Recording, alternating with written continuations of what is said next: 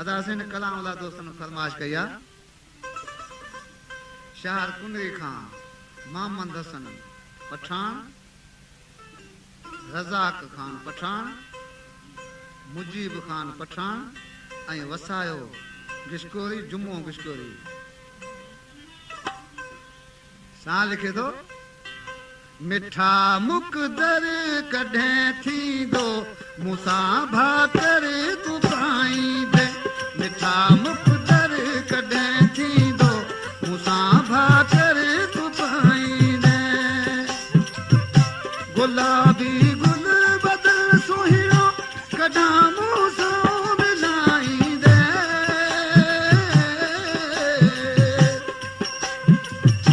मिठा मुकदर कॾहिं थींदो मूंसां भाकर तूं पाईंदे मिठा मुकदर कॾहिं थींदो मूंसां भाकर तूं पाईंदे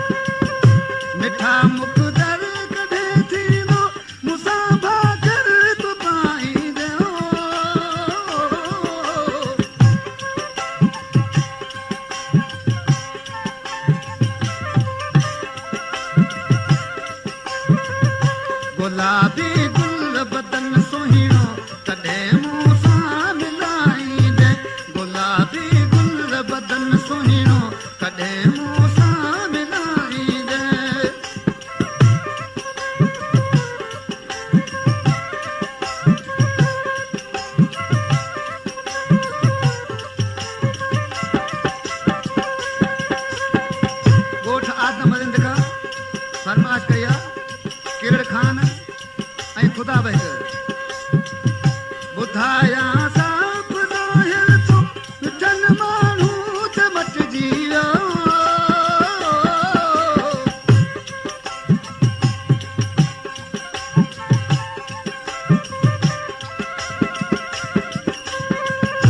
ॾिनो राणल न तोरोई रुॻो मूंखे रुआईंदे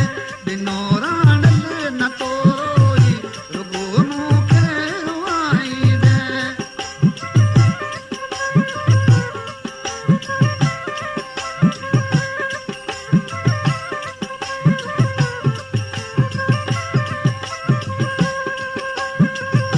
ॿुधायो अॼु अची कोशत मिठन माण्हू त मटिजी वियो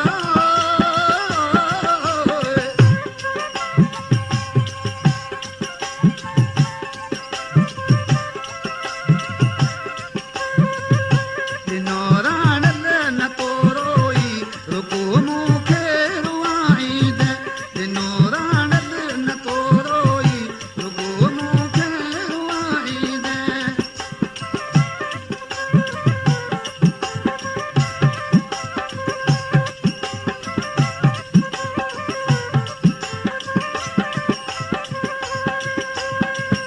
मिठा मुक़दर कॾहिं थींदो मूंसां बातर तूं पाईंदे